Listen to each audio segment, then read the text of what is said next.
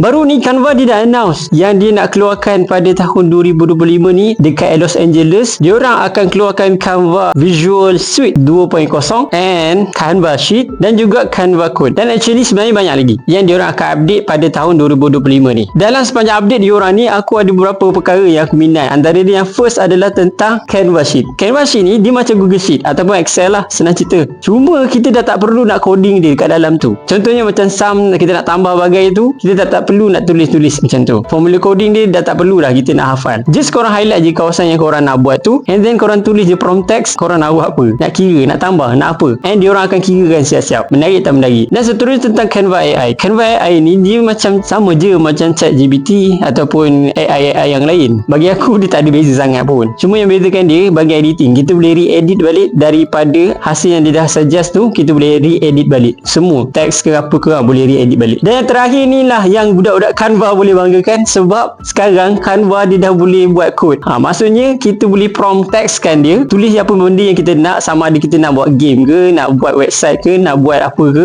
dengan menghasilkan kod yang kita tulis kat prompt text tu. Kita tulis and then dia akan hasilkan kod, and then dia akan buat mengikut apa yang kita nak. Habislah, ramai yang tak ada job pasti. Sebenarnya ada banyak lagi yang diorang update, korang boleh tengok sendiri and korang boleh check sendiri. Tapi belum boleh lagi kita dapat rasakan untuk kegunaan 2025 ni. Tunggu dan lihat saja, sebab ada lagi update ni yang dia akan masukkan. Antaranya tentang kita boleh generate background ni, tukar gambar lain, and then boleh generate by AI saja. Kita boleh klik-klik prompt text, dia tu akan tukar kita punya background apa yang kita nak. And dan juga kita boleh juga animate kita punya caption ataupun subtitle dekat dalam Canva. So banyak lagi yang diorang akan update. Stay tune je 2025 ni nanti. Yang paling best sekali, aku pun ada satu template yang aku nak share kat korang. Template ni aku buat khas untuk korang yang nak buat baju pakai Canva, and korang boleh submit dengan aku. Kalau nak buat design pakai Canva and then nak buat baju, boleh je, tak ada masalah. Okay, nice.